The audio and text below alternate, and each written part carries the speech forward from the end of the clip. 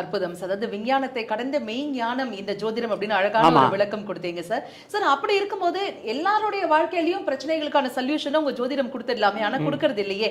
இதை பண்ணுங்க அதை பண்ணுங்கன்னு எல்லாமே நாங்க பண்ணி பார்த்துடுறோம் சார். ஆனா எங்க வாழ்க்கையில நாங்க படக்கூடிய கஷ்டம் அப்படிங்கறது மட்டும் எங்களை விட்டு போகாம இருக்கே, அதன் காரணம் என்ன? எப்பயுமே கஷ்டங்கிறது பல்வேறு விதமா இருக்கும். ஒவ்வொருத்தங்களுக்கும் ஒரு விதமான கஷ்டம்.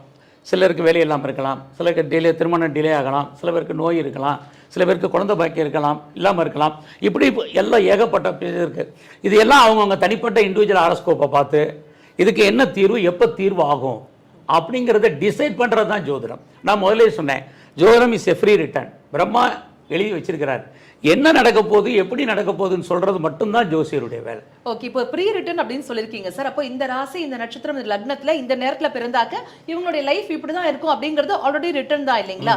ஒரே ஹாஸ்பிட்டல்ல ஒரே நேரத்துல ஒரே க்ஷணத்துல, அதாவது நம்ம தள்ளி இருந்தா கூட லாட்டிடியூட் லாங்கிடியூட் வந்து டிஃபரன்ஸ் சொல்லலாம். ஒரே ஹாஸ்பிட்டல்ல ஒரே அடுத்தடுத்த அறைகள்ல 2 குழந்தைகள் பிறக்குறாங்க. ஆனா ஒருத்தர் சூப்பரா இருக்காரு, ஒருத்தர் வந்து அந்த அளவுக்கு சிறப்பா இல்ல. அப்ப அங்க எங்க பூஜை சார்?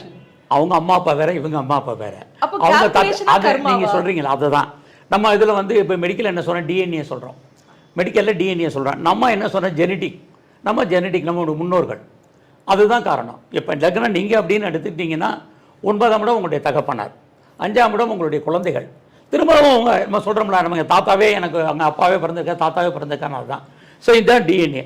அப்போ இது மாதிரி இருக்கும்போது அந்த குழந்தையோட அப்பா அம்மா வேற, தாத்தா பாட்டி வேற, அதனுடைய டிஎன்ஏ வேற.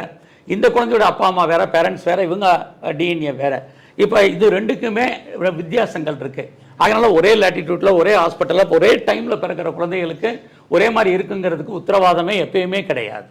Okay sir. அப்ப நீங்க ப்ரீ டிஃபைன் சார்ட் அப்படின்னீங்களே, அது எந்த விதத்துல வந்து டிஎன்ஏ பேஸ் பண்ணி மாறுபடுது சார்?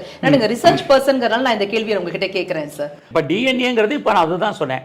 உங்களுடைய அம்மா அப்பா வேற, உங்களுடைய தாத்தா பாட்டி வேற, அவங்க அம்மா அப்பா வேற, என்னுடைய அம்மா அப்பா வேற, நம்ம 2 பேரும் ஒரே ஹாஸ்பிட்டலில் பிறந்திருக்கோம் அப்படின்னு சொன்னால் உங்களுடைய குணநலங்கள் வேறையா இருக்கும், என்னுடைய குணநலங்கள் வேறையா இருக்கும்.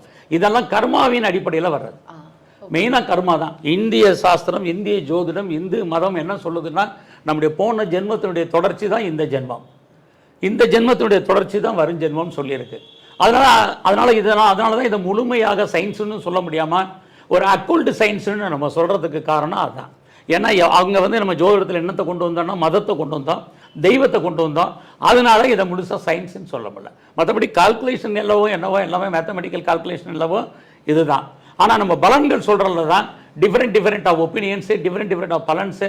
அதனால் மக்கள் கேட்குறவங்களுக்கு யார் சொல்கிறத நம்புறது, யார் சொல்கிறத கேட்குறது அப்படின்னு ஒரே குழப்பம் அடைகிறதுக்கு